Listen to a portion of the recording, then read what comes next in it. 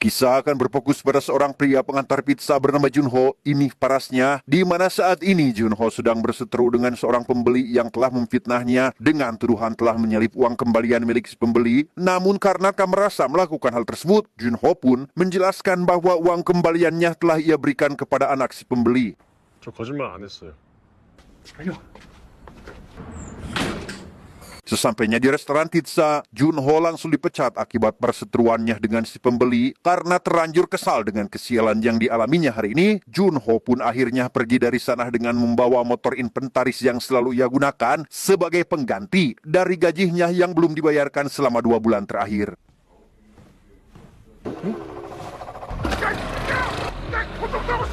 Keesokan harinya, Junho memutuskan untuk mengikuti wajib militer karena memang setiap laki-laki di Korea yang sudah dewasa diharuskan untuk mengikuti agenda penting tersebut. Tak seperti yang lainnya, Junho mengikuti pendaftaran tanpa ditemani satu orang anggota keluarganya, berbeda dengan orang lain yang mendapat semangat dari keluarganya masing-masing. Di hari pertamanya berada di kamp pelatihan, Junho dan beberapa rekan lainnya sudah dihukum karena terlambat memakai baju seragam. Namun meski begitu, Junho tetap semangat berlatih karena akan ditempatkan pada sebuah divisi. Selesai dengan pelatihan yang pertama, Junho pun akhirnya masuk ke divisi polisi militer. Di sana ia berkenalan dengan seniornya bernama Pak Hwang, seorang yang dikenal sebagai sosok angkuh dan suka membuli, di mana Junho sendiri mulai menjadi salah satu incarannya karena Pak Hwang tidak menyukai sikap dingin yang ditunjukkan oleh Junho.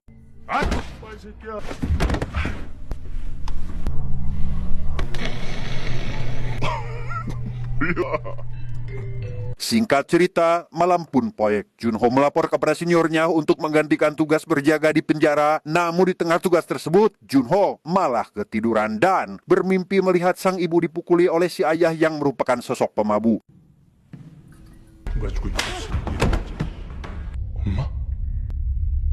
Keesokan harinya, Hwang menghukum semua junior akibat salah satu barang milik sang atasan telah hilang. Tak berselang lama, dia memeriksa semua loker mereka dan malah menemukan sepucuk surat yang dikirim oleh ibu Junho. Merasa paling benar dan paling senior, Hwang pun malah membaca isi surat dengan lantang di depan semua juniornya. 엄마는 그 사실을 깜빡하고 5만 원이나 올랐단다. 야, 이거 맞춤법 어이 아니냐?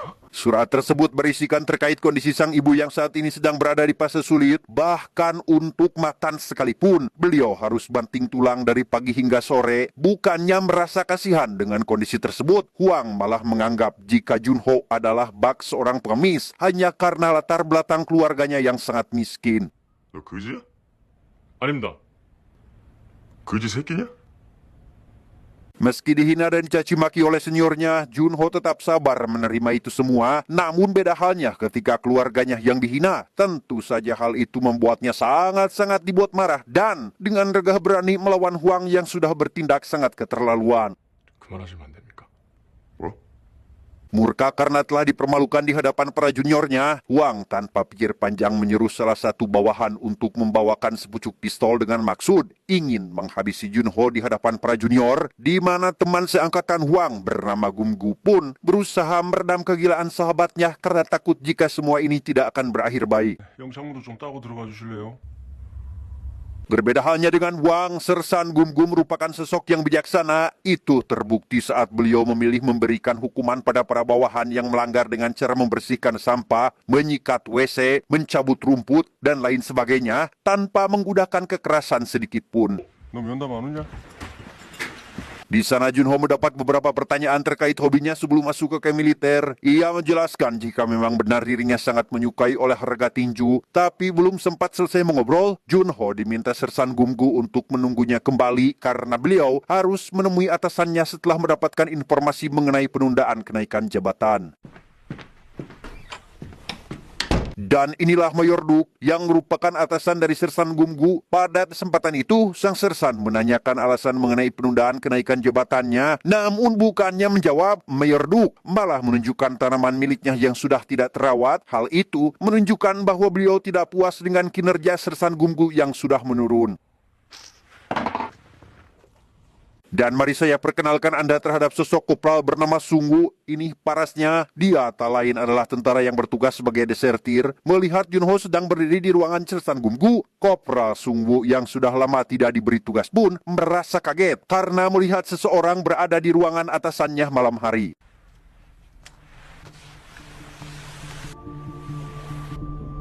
Tak berselang lama, Sersan Gumgu pun masuk dan dikagetkan dengan keberadaan Junho di ruangannya. Beliau merasa takjub dengan kepatuhan yang dilakukan oleh Junho karena ternyata dia sudah menunggu sang atasan di ruangan ini tidak kurang dari 10 jam. Itu terjadi disebabkan San Sersan telah lupa akan janji dan perintahnya terhadap Junho. 야, 이 정신 나간 새끼야. 터 같은 걸 수도 있지 않습니까? 왜? 뭐? Sebelum pergi, Junho melihat foto di meja atasannya. Ia memberikan pendapat bahwa menurutnya desertir yang ada di foto tersebut kemungkinan bekerja sebagai pramusaji. Mendengar perkataan tersebut membuat beliau marah, namun tidak juga memungkiri tentang pemikiran Junho yang sangat tajam. Keesokan harinya, mereka berdua kembali bertemu. Tak disangka Junho diajak Sersan Gumgu bergabung masuk ke dalam timnya karena diketahui salah satu anggota tim sedang berada di rumah sakit. 몸이 마탱해 가서 군병원에 누워 있거든. 걔 웨이터였어. Dengan fakta bahwa Junho merupakan pribadi yang siap diberi tugas apapun dan kapanpun, maka tak heran jika saat itu ia langsung diberikan pakaian untuk menyamar sebagai orang biasa demi menjalankan tugasnya. Di sisi lain, Sungwoo terheran-heran kenapa Junho bisa terpilih dalam waktu yang sangat relatif singkat, bahkan sempat mengira bahwa orang itu telah menjilat atasannya dengan melakukan cara kotor. Setelah memberikan SK tugas terhadap Junho, Sersan Gumgu memberikan data salah seorang desertir kepadanya berikut terhadap Sungwoo juga, yang mana diketahui mereka sengaja dipasangkan untuk menjalankan tugas. Bukannya itu, mereka diberikan sebuah ponsel agar mempermudah jalinan komunikasi antar satu sama lain. Alkisah pencarian pun dimulai di sekitar Hotel Gangnam, tempat terakhir di mana target terlihat. Namun karena Sersan Gumgu hanya mengantarkan ke lokasi tujuan saja, maka tak lama setelah beliau pergi, Kopral Sungwoo malah mengajak Junho untuk minum-minuman. Hingga pada akhirnya, si junior tersebut disuruh membeli obat peredam mabuk yang membuat dia harus tertahan di depan sebuah toko. Tepat pada saat itu pula, datanglah seorang pria tak dikenal untuk sekedar meminjam mancis kepadanya. 재밌게 놀다 들어가세요. Saking lama menunggu hujan reda, membuat Junho malah tertidur yang kemudian dibangunkan oleh dering telepon dari atasannya yakni Sersan Gumgu. Sambil marah-marah, beliau memberikan informasi desertir yang mereka cari ditemukan sudah tewas. Hingga tak lama saat Junho kembali tersadar, ia teringat desertir yang mereka cari tiada lain adalah sosok pria tadi yang meminjam mancis kepadanya. 죄송한데 불 좀. 감사합니다. Desertir itu diduga frustasi sampai melakukan bundir, dampak dari perundungan yang dialaminya di kamp pelatihan. Namun sial, orang tersebut menggunakan mancis milik Junho untuk melakukan aksinya tersebut.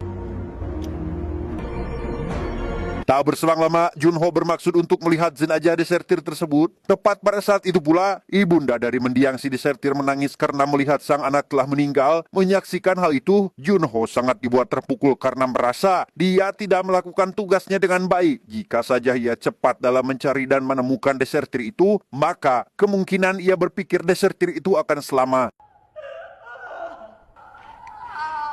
Tak berselang lama, terlihat Sersan Gumgu memarahi mereka karena tak berhasil menangkap desertir yang malah tewas karena melakukan bundir. Sebelum pergi dari lokasi, beliau memberikan salah satu barang bukti yang ditemukan di TKP, yaitu sebuah mancis, di mana sudah kita ketahui bahwa itu adalah merupakan milik Junho. Berbeda dengan Sungwoo yang alih-alih berempati karena kematian korban, ia justru malah menyuruh Junho untuk tidak memberitahu siapapun. Kalau tadi malam mereka sempat mabuk-mabukan dan menyuruhnya untuk tidak memikirkan kejadian semalam, dalam tanda kutip, harus merahasiakan kejadian ini dari semua orang.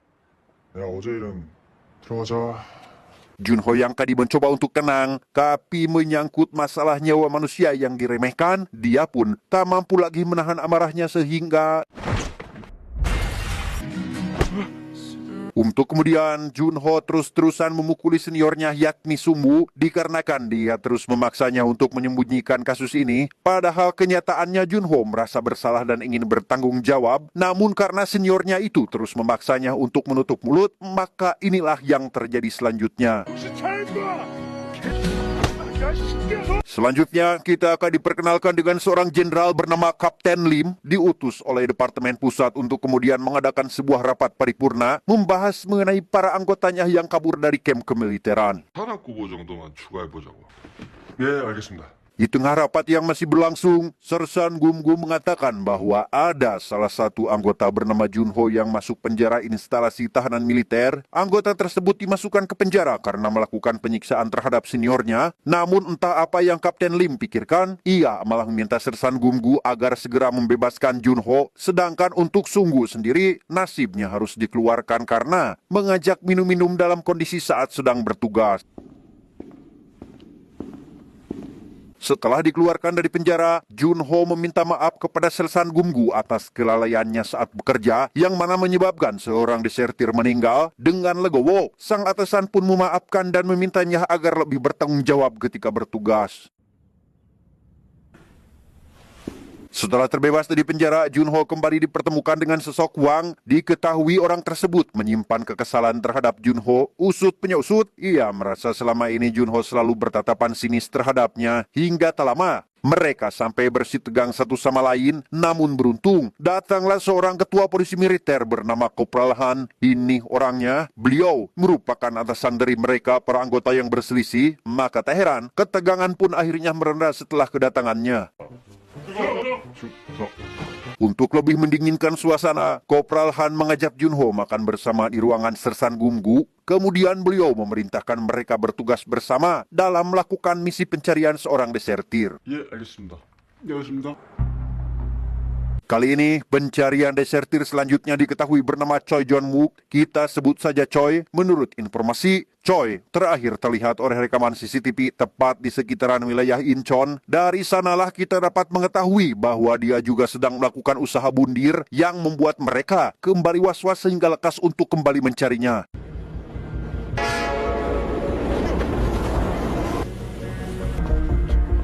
Tak lama Junho dan Kopral Han mencari informasi tentang Choi, dimulai dari orang-orang terdekatnya, yakni mendatangi sang pacar yang ternyata diketahui hubungan di antara mereka sudah lama tak saling memberi kabar satu sama lain.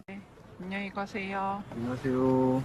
Setelah mendatangi pacarnya, petugas hendak mendatangi ibunda Choi. Akan tetapi setibanya mereka di sana malah mendapati si ibu dalam kondisi menangis. Ternyata beliau sudah lama tidak berjumpa dengan putranya tersebut. 데려올게요. Demi agar segera berjumpa dengan sang putra, sang ibu rela memberikan uang, hitung-hitung bekal dan ungkapan rasa terima kasih terhadap mereka karena telah sudi untuk membantu mencari putranya. Awalnya Junho menolak uang tersebut, namun Kopral Han yang sudah senior akan kasus seperti ini malah menerima uang tersebut karena pengalaman dirinya saat melakukan pencarian harus mempunyai uang yang cukup.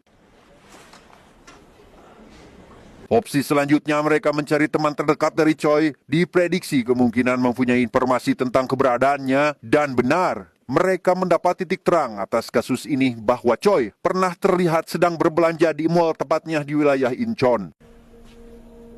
최준모. Singkat cerita, malam pun poek. Saat Junho dan Kopral Han sedang membahas kemungkinan besar si Choi saat ini, di waktu bersamaan, datanglah telepon dari atasannya yaitu Sersan Gumgu untuk menanyakan perkembangan tentang kasus yang sedang mereka jalankan. 꼭 찾겠습니다. 어떻게 진행되고 있냐고?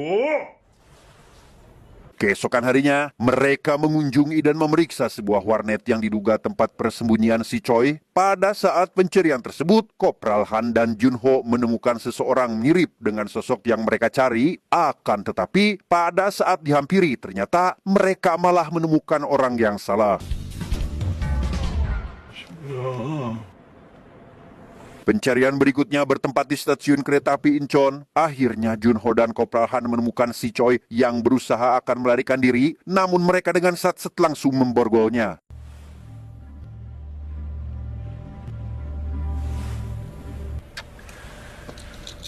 Choi yang berhasil ditangkap pun menjelaskan bahwa dirinya bukan ingin bunbir melainkan karena dia memiliki riwayat gangguan saraf yang menyebabkan bisa tiba-tiba tidur ketika beraktivitas, dan hal itulah yang melatar belakangi peristiwa tempo lalu.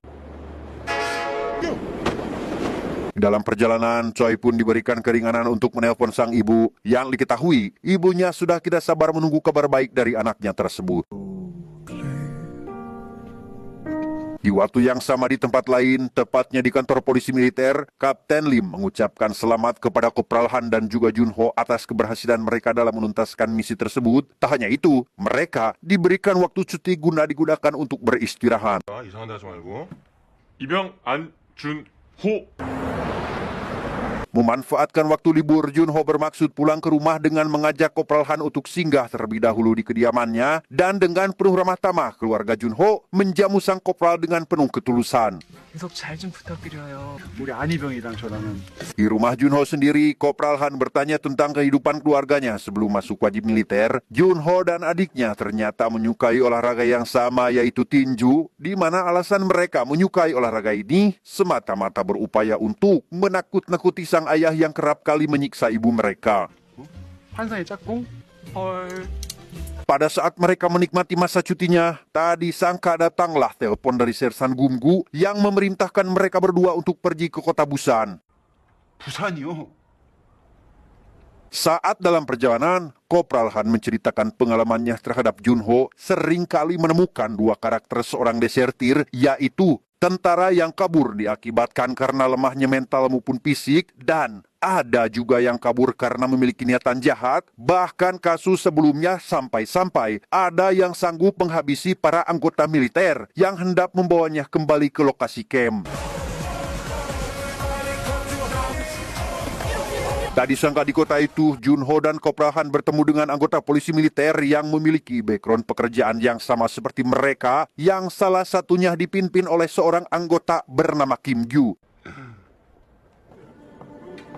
Ternyata Kopral Han dan Kim Gyu adalah rival dalam menangkap seorang desertir, namun dikarenakan pada fase ini dia sudah angkat tangan untuk menangkap seorang desertir yang bernama Hyun Min, maka dengan tangan terbuka ia menyambut kedatangan Junho dan Kopral Han yang ditugaskan oleh sang sersan untuk membantunya.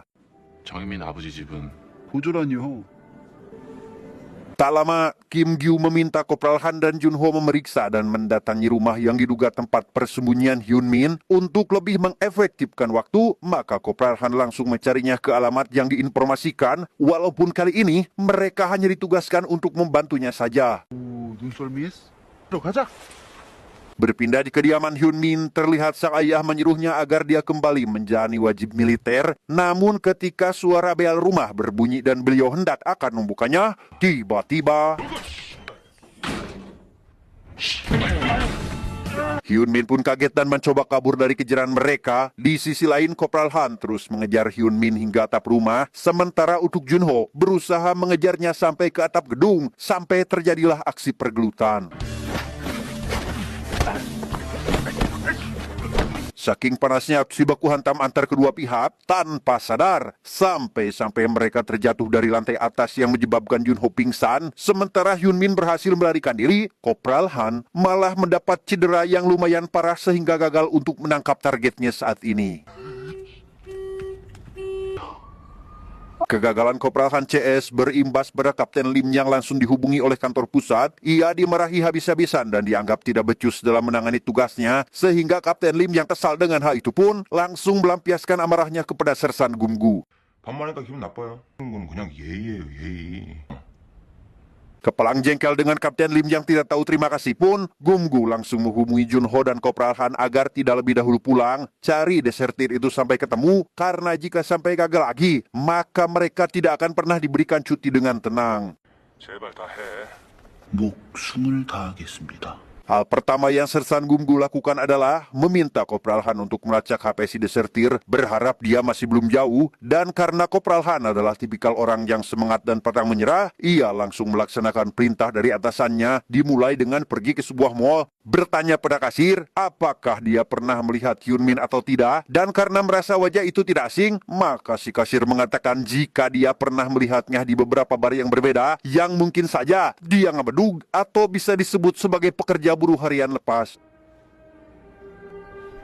Bermodalkan minuman berenergi, malam harinya Kopral Han dan Junho pergi menyusuri setiap bar yang ada di wilayah mereka dengan menanyai pelanggan satu persatu, di mana kerja keras mereka akhirnya terbayarkan ketika salah satu pelanggan memberitahu bahwa Hyun Min atau orang yang mereka cari memang bekerja di beberapa bar termasuk bar yang mereka datangi saat ini. 후군에 현영이 공사 쳤다. Kembali pada pencariannya, kali ini Kopral Han dan Junho tak sengaja bertemu dengan kekasih Hyun Min bernama Moon Young. Ini parasnya, menyadari jika wanita itu tertarik dengan Junho pun, Kopral Han akhirnya membuat siasat dengan akan menggunakan Junho sebagai seorang pria penghibur, berharap Moon Young akan tertarik kepadanya. 현민이 어딨어요? 하고 뭐 물어내. 왜 나와? Setelah mempersiapkan semua dengan matang, Kopral Han akhirnya membawa Junho ke sebuah klub malam dengan menyamar menjadi pekerja di sana. Setelah memperkenalkannya pada Moon Young dan berhasil memikat hatinya, Kopral Junho akhirnya berhasil dekat dengan wanita tersebut. Bahkan mereka sampai makan malam bersama setelah Junho selesai bekerja. Hari-hari berikutnya Junho semakin dekat dengan Moon Young sampai ia dipercaya untuk menemaninya jalan-jalan. Selain itu, Moon Young mengajak Junho untuk pergi ke tempatnya dulu bekerja demi mencairkan gajinya yang belum turun. Namun bukannya mendapat uang yang diharapkan, atasannya yang tahu jika uang gajinya akan diberikan kepada Hyun Min pun tidak memberikan uangnya. Sehingga Junho yang merasa kasihan dengan Moon Young langsung mengajaknya pergi saat itu juga. 누나, 큰아빠가 빨리 들어오라는데? Setelah pergi dari tempat menyebalkan tersebut, Junho yang tahu bagaimana cara menangkap Hyun Min pun langsung menghubungi Han untuk menyiapkan uang untuk kemudian memberikan uang tersebut kepada Moon Young yang nantinya akan diserahkan kepada Hyun Min. 뭐야? 야, 돈 좀 꺼주라. 뭐? 뭔 돈? Dengan alasan ingin membantu Moon Young, Junho akhirnya memberikan uang hasil pinjaman dari Kim Joo kepadanya. Meski sempat enggan karena mereka baru kenal bahkan tidak punya ikatan apapun, tapi Hyun Min atau pacarnya sangat membutuhkan uang sekarang ini, maka tidak ada pilihan lain bagi Moon Young mau tidak mau harus menerimanya. Tanpa mengetahui apa niat sebenarnya Junho, Moon Young pun langsung pergi menemui pacarnya yang ada di dermaga. Di sana ia langsung memberikan semua uang itu kepadanya tanpa sadar jika saat ini Junho CS sudah mengepung mereka berdua sehingga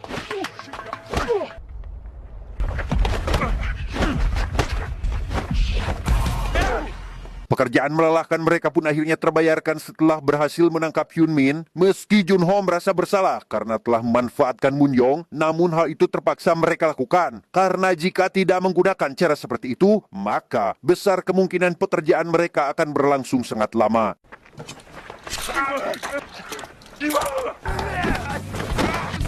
Berpindah pada Kim Gyu yang hendak akan mengambil kembali uangnya, ternyata Moon Young sudah menipu mereka dengan menggantikan uang itu dengan uang palsu, di mana Moon Young sangat berterima kasih kepada Junho yang sudah berbaik hati dengan memberikannya nominal uang yang sangat banyak.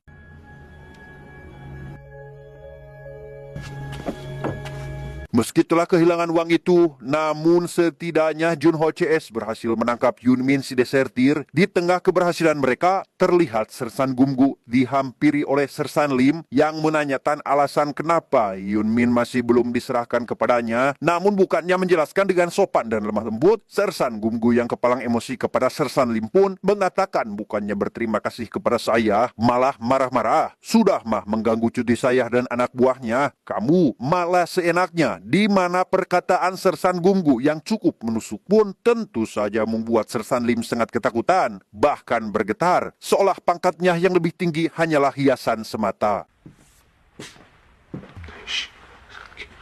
Selesai dengan Hyun Min, kita akan melihat bagaimana sebuah mata rantai yang tidak pernah terputus, yaitu sebuah perpeloncoan seperti yang saat ini terjadi di camp militer, yaitu senior kepada juniornya, karena memang mungkin hal tersebut akan selalu ada tanpa mengenal waktu, tempat, atau apapun itu. 난 안 치냐 씨발아? Sementara di sisi lain, Junho yang memang sudah mengambil cuti pun menyempatkan diri untuk menjenguk ayahnya yang sedang dirawat di rumah sakit, bukan hanya untuk mendoakan kesembuhannya, melainkan untuk memberi peringatan agar sang ayah tidak membuat masalah kembali. 너는 누구 뺐냐? 진짜 그게 무슨 거예요? Di tengah obrolan dengan sang ayah, Junho dihubungi oleh Kopral Han yang ternyata saat ini sedang menunggunya di rumah. Kaget dengan kedatangannya ke sana, Junho pun segera datang dan langsung mengajaknya pergi lagi. Entah apa yang sebenarnya terjadi, ketidakakraban Junho dengan keluarganya cukup kontras yang membuat Kopral Han merasa sedikit heran. Namun meski begitu, ia tidak terlalu ikut campur karena memang tidak baik baginya ikut campur dalam urusan keluarga orang lain. Setelah kembali ke kampnya, Kopral Han dan Junho kembali mendapat kabar dari atasannya terkait seorang sersan magang atau Byongjang diketahui sebagai jabatan tertinggi bagi anggota Wamil. Diketahui orang tersebut kabur kemarin malam yang bernama Heo Chido, kita sebut saja Chido, sehingga di keesokan harinya mereka berdua harus mengumpulkan informasi terkait alasan pelariannya tersebut. Setelah beberapa orang diinterogasi satu persatu, terdapat salah satu anggota yang mengatakan jika Chido adalah seorang teladan militer, sering mengambil pelatihan berbahaya demi bayaran tinggi. Kemudian, menjelaskan satu hal menarik dari Chido terkait dirinya yang merupakan seorang penjudi. 왠 줄 알아? Si tentara bercerita jika Chido sering melakukan taruhan dan selalu menang di setiap permainannya. Namun satu hal yang masih belum si anggota pahami tentang Chido adalah sebuah permainan 3 buah pintu di mana si anggota harus memilih salah satu dari pintu tersebut. 오케이. Keesokan harinya Kopral Han dan Junho mulai pergi ke lapangan untuk mencari keberadaan Chido. Mulai dari tempatnya dahulu, tempat melakukan pelatihan. Kemudian sampai mengunjungi rumahnya yang cukup jauh dari kamp pelatihan. Di perjalanan, Kopral Han menjelaskan jika Chido adalah orang yang memiliki tekad kuat. Ia tidak semata-mata kabur, melainkan pasti memiliki sebuah motivasi. Karena memang selain medan yang dilaluinya tidaklah mudah, bahkan harus melewati pegunungan selama 10 jam. Ia juga harus berlari agar tidak tertangkap oleh pengawas. Sehingga Kopral Han berasumsi jika alasan kaburnya Chido memiliki sesuatu hal mendesak yang harus segera diselesaikan. 물어보죠 뭐. Sesampainya di rumah Chido, Kopral Han dan Junho disambut oleh seorang wanita yang mengurusi nenek selama cucunya berada di militer. Dan untuk Chido sendiri, keberadaannya sekarang masih belum diketahui. 지도야. 아이고. Nenek Chido rupanya mengidap sebuah penyakit demensia atau mohon maaf pikun. Bahkan saking parahnya penyakit yang diderita oleh sang nenek, beliau sudah tidak ingat lagi dengan wajah cucunya sendiri. Merasa tidak ada informasi yang akan didapatkan dari si nenek ataupun si wanita, Kopral Han dan Junho akhirnya memilih untuk nyebat dulu di luar berharap bisa mendapatkan pencerahan. Namun, baru saja beberapa isapan, mereka malah diganggu oleh kontraktor yang akan menggusur rumah warga termasuk rumah si nenek. 저뭐 쪽방집 치매? Malam harinya, Kopral Han dan Junho pergi ke kampus tempat Chido kuliah. Di sana mereka bertemu dengan sahabat Chido yang masih belajar di kelas. Dan setelah menanyakan beberapa pertanyaan, si sahabat menjelaskan bahwa Chido adalah seorang mahasiswa teladan yang memutuskan untuk putus kuliah demi ikut menjalankan wajib militer. Selain teladan, dia juga adalah orang yang sangat rajin dan sering bekerja serabutan setelah kelasnya selesai. 허치도가요? 너무 미스테리하다 진짜. Tepat ketika Junho memperlihatkan si sahabat tentang permainan 3 buah pintu, ia pun teringat dengan materi kesukaan Chido semasa kuliah, yaitu masalah teka-teki probabilitas yang berlawanan dengan intuisi, di mana kontestan harus memilih satu dari 3 pintu untuk memenangkan hadiahnya. 뭔지 그게 뭐예요? 중에 2개가 꽝이고 Selesai dengan si sahabat, tepat ketika akan pamitan, Chido menghubungi sahabatnya tersebut dan memintanya agar menyerahkan HP itu kepada Junho, di mana Chido meminta agar Kopral Han dan juga Junho tidak lanjut mengejarnya. Menyerahlah saja karena setelah semuanya berakhir, ia akan datang sendiri untuk menyerahkan diri. 말귀를 못 알아듣네. Tepat setelah teleponnya dimatikan, Chido akhirnya muncul tak jauh dari mereka. Dengan harapan bisa menangkapnya malam itu, mereka berdua pun langsung mengejarnya saat itu juga. Dengan luasnya kampus tersebut, Kopral Han dan Junho pun berusaha sekuat tenaga untuk menangkap Chido. Namun satu hal yang tidak mereka berdua sadari adalah Chido tentunya lebih mengenal situasi kampusnya sendiri, sampai-sampai berhasil menjebak Kopral Han dan Junho dengan cara seperti ini.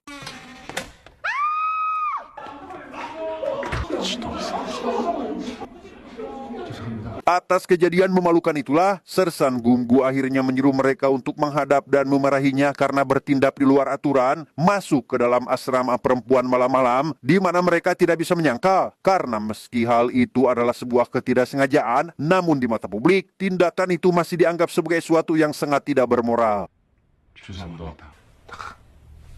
Di camp militer ketika akan beristirahat, terlihat senior Junho bernama Sukbong. Setelah meminta juniornya beristirahat dengan tenang, datanglah orang yang lebih senior untuk mengecek situasi, di mana si senior yang ternyata suka membuli Sukbong pun tentu saja membuatnya sangat muak, marah, bahkan dendam. Sehingga untuk meredakan kemarahannya tersebut, Choi meminta beberapa juniornya termasuk Junho untuk keluar dan memberikan sedikit hukuman kepada mereka. 들었다 생각한 뒤로 짚어. Junho yang pekatnya hampir setara dengan Sukbong memintanya agar dia tidak bertindak terlalu jauh karena jika ini terus dilanjutkan, takutnya mata rantai ini tidak akan pernah terputus. 들어가.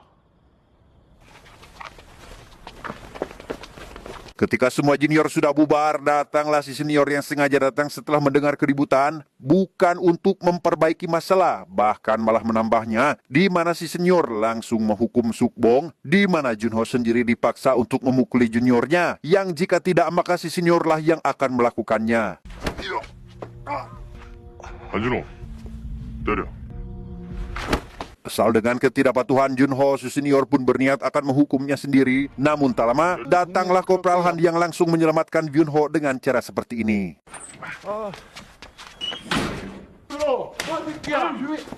Meski hanya drama saja, Kopral Han dan Junho berhasil mengelabui si senior dengan mudah. Namun setelah drama selesai, Junho akhirnya sadar dengan permainan masalah Montry Hall kesukaan Chido. Ada 3 pintu yang harus Chido pilih. Di antara 1 dan 3, pilihan nomor 3 adalah dengan cara menelantarkan neneknya. Dan tersisa 2 angka yaitu 1 dan 2. Maka Chido harus menghitung variabel kontrol agar tidak salah pilih. Dan karena menganggap jika nomor 2 adalah penggusuran rumahnya, maka pilihan yang tepat adalah nomor 1, yaitu Chido mendaftar militer, kemudian menjadi desertir yang bekerja untuk kontraktor penggusuran agar Chido bisa melindungi neneknya dari dekat. Namun untuk alasan dan tujuan yang lebih pasti, tentu hanya Chido sendiri yang tahu mengenai jawabannya. Esok harinya Kopral Han dan Junho pergi ke tempat di mana Chido bekerja, dan karena penyamarannya sudah terbongkar, Chido pun memutuskan untuk segera pergi dari sana, tetapi 헌병대에서 나왔습니다. karena Junho menghalangi jalannya, Chido akhirnya bisa ditangkap dengan mudah, di mana setelah menangkapnya, Junho bertanya terkait kenapa bekerja untuk menghancurkan rumahnya sendiri. Chido menjawab, jika hal itu terpaksa dilakukan demi mendapatkan uang lebih banyak, karena setelah uangnya terkumpul, Chido akan langsung memasukkan neneknya ke panti jompo. Sebelum dibawa ke pengadilan, Chido meminta agar Kopral Han dan Junho membiarkannya berpamitan dengan sang nenek. Yang meskipun sang nenek salah dan menganggap Kopral Han sebagai cucunya, Chido tetap berpamitan dan meminta maaf karena belum bisa membahagiakannya, serta berjanji saat musim semi nanti Chido akan mengajaknya melihat bunga yang bermekaran. Masih bingung dengan apa itu masalah Montry Hall, Kopral Han bertanya pada Chido terkait berapa bulan lagi ia harus bekerja sampai bisa mengirimkan neneknya ke panti jompo. Dan setelah tahu jika gajinya 2 bulan akan cukup, Kopral Han pun akhirnya melepaskan Chido begitu saja, meminta dia bekerja 2 bulan lagi, dan jika sudah selesai, maka Chido harus segera menyerahkan diri. 이걸 시켜드리고 자주 하세요. 감사합니다. Malam itu juga Kopral Han langsung melaporkan kejadian tadi sore kepada Sersan Gumgu terkait ia dan Junho yang dengan sengaja melepaskan Chido. Namun karena kali ini ceritanya berbeda, Sersan Gumgu tidak memarahi mereka dan membiarkan hal itu berlalu begitu saja. Sejak kejadian itu, Junho akhirnya sadar bahwa Chido saja yang tidak memiliki orang tua sangat peduli dengan neneknya yang dianggap orang tuanya sendiri. Sehingga Junho yang menyesal telah bersikap tidak baik terhadap ibunya sendiri pun langsung menelpon untuk setidaknya bertanya kabar. Kembali ke asrama dan hendak akan beristirahat, datanglah Sersan Gumgu ke asrama Junho dengan sangat panik, bukan untuk marah-marah karena Choi tidak tertangkap, melainkan untuk mengabarkan kepada seluruh penghuni asrama bahwa Sukbong atau ketua asrama mereka baru saja melarikan diri dan secara resmi dicap sebagai desertir.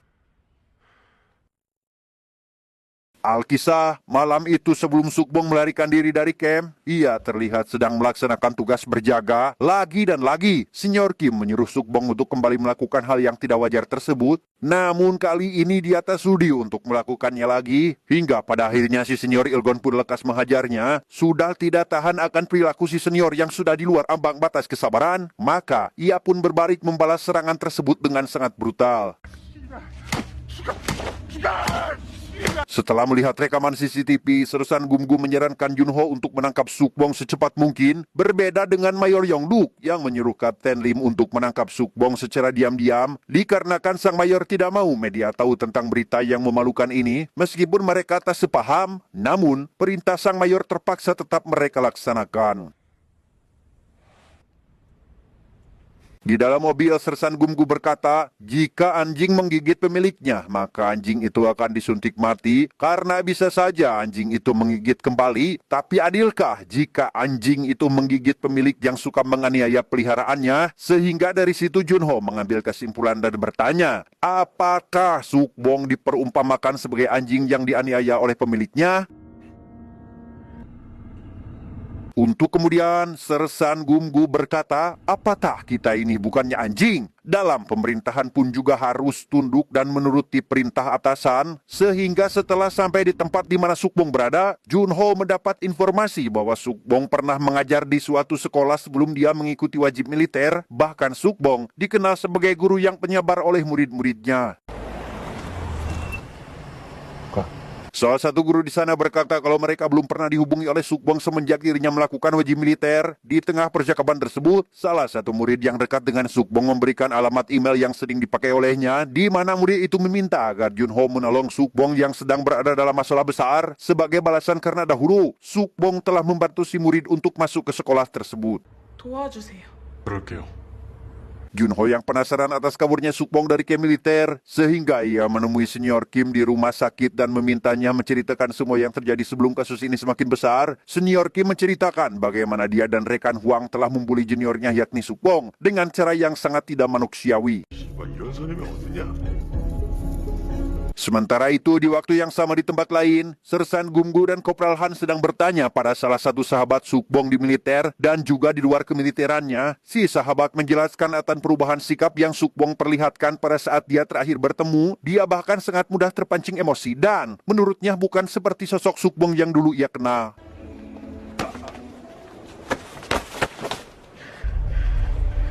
Sahabatnya kemudian mengirimkan sebuah gambar kepada Junho yang baru saja diunggah oleh Sukbong. Dari gambar tersebut, kita dapat mengetahui ada seseorang yang sedang mencoba mengejar dan membunuhnya menggunakan pisau. Setelah melihat dan mengamati akan gambar tersebut, tak lama Junho menghubungi Kopral Han untuk memberitahukan bahwa Sukbong terdeteksi sedang berada di dalam area terminal bus yang akan berangkat entah kemana, sehingga Junho disuruh untuk pergi terlebih dahulu ke tempat tersebut. Sedangkan untuk Sersan Gum-Gum meminta agar semua polisi militer yang lain lekas membantu menangkap Sukbong yang sedang dicari.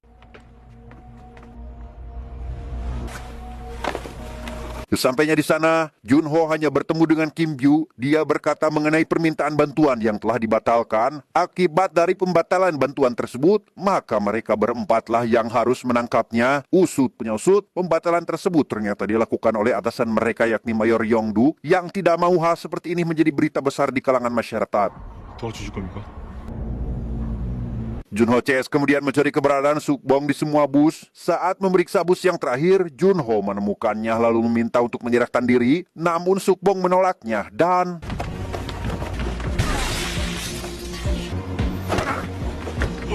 di tengah pelariannya, Sukbong malah berpapasan dengan tim-tim Ju, yang mana pada saat mereka akan mencoba menangkapnya, tak disangka salah satu dari mereka malah tertabrak oleh sebuah bus.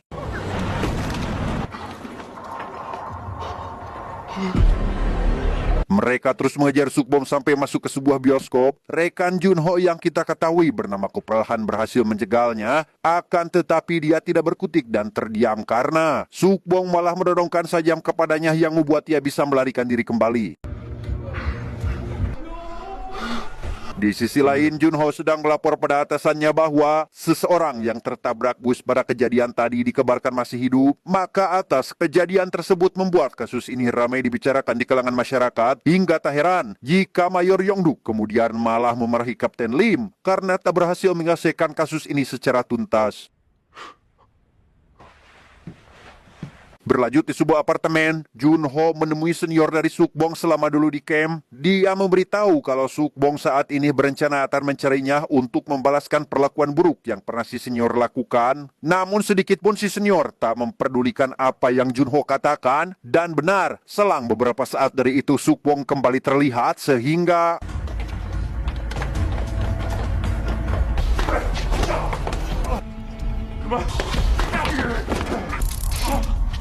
Setelah berhasil membuat Sukbong terpojok, Junho malah pingsan karena ternyata dia membawa alat kejut listrik yang membuat Jungho pingsan. Sukbong yang bermaksud akan melakukan balas dendam terhadap seniornya pun malah balik dipukul oleh seniornya tersebut. Hingga tak lama berselang, akhirnya Sukbong mampu menguasai keadaan dan merasa puas karena telah berhasil membalas dan menjatuhkan mental seniornya tersebut.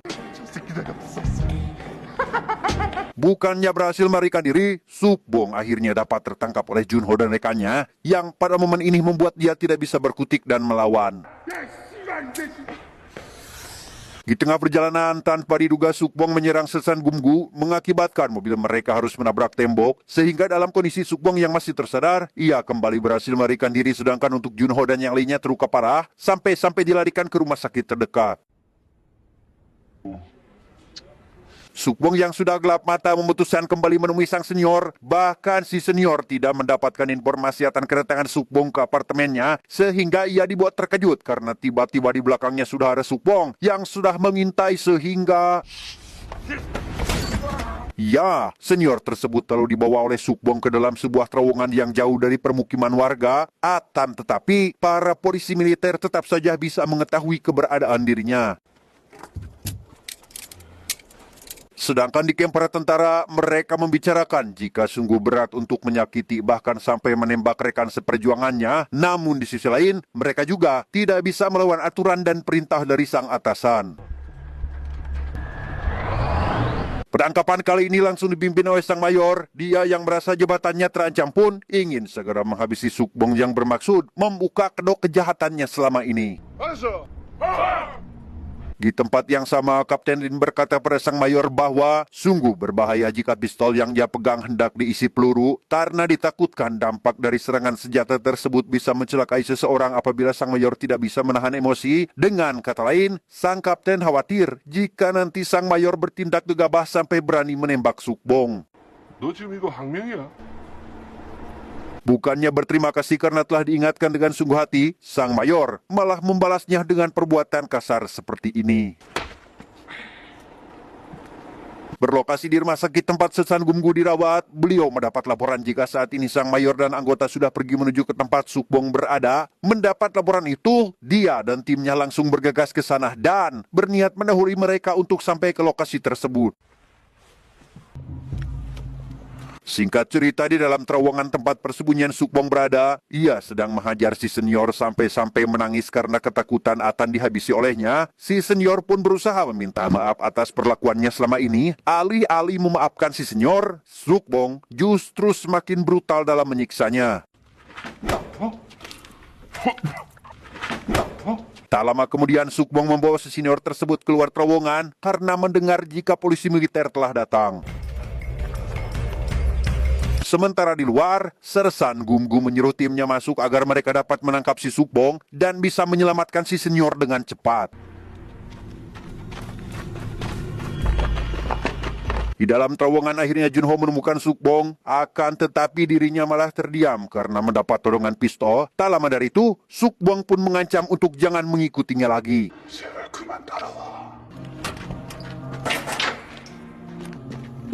Berpindah pada si senior yang berusaha keluar dari terowongan berbahaya tersebut. Namun, baru saja menemukan ujung terowongan, sial, Sukbong sudah berada tepat di belakangnya untuk kemudian kembali memberikan ancaman serta mendominasi situasi saat ini.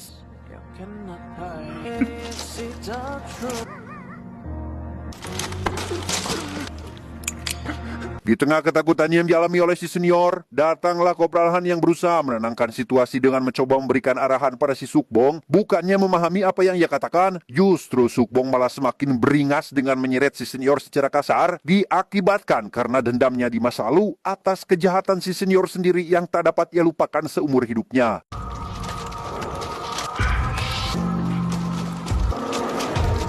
Setelah menyeret si senior keluar dari terowongan, datanglah puluhan polisi yang siap menembak Sukbong jika dia tidak kunjung melepaskan sandera. Namun alih-alih melepaskannya, ia yang kepalan sakit hati pun memutuskan untuk melakukan hal tak terduga seperti ini. Ya, Sukbong menembak babatoknya sendiri hingga tewas. Jikalau menghabisi pelaku tidak membuat oknum lain jera, maka Sukbong memilih jalan lain, yaitu dengan cara memberikan efek trauma terhadap mereka. Kematian Sukbong tentu saja meninggalkan luka mendalam di hati Junho, di mana pihak militer yang seolah menutup mata dalam kasus tersebut pun membuatnya sangat muak bahkan nekat mengabaikan perintah, saking kecewanya dengan senioritas dan kegiatan bullying yang tidak pernah dibenahi oleh sistem kemiliteran di negaranya. Tidak hanya berlaku untuk Junho, kematian Sukbong juga memberikan motivasi bagi sahabatnya yang masih berada di camp militer karena sistem perpeloncoan masih berlaku meski sudah banyak contoh buruk di masa lalu, maka si sahabat yang juga sudah muak pun memutuskan untuk menembakkan senjatanya ke arah seniornya sendiri. Lantas, apa yang akan terjadi selanjutnya? Kita tunggu di season berikutnya. Belum tamat?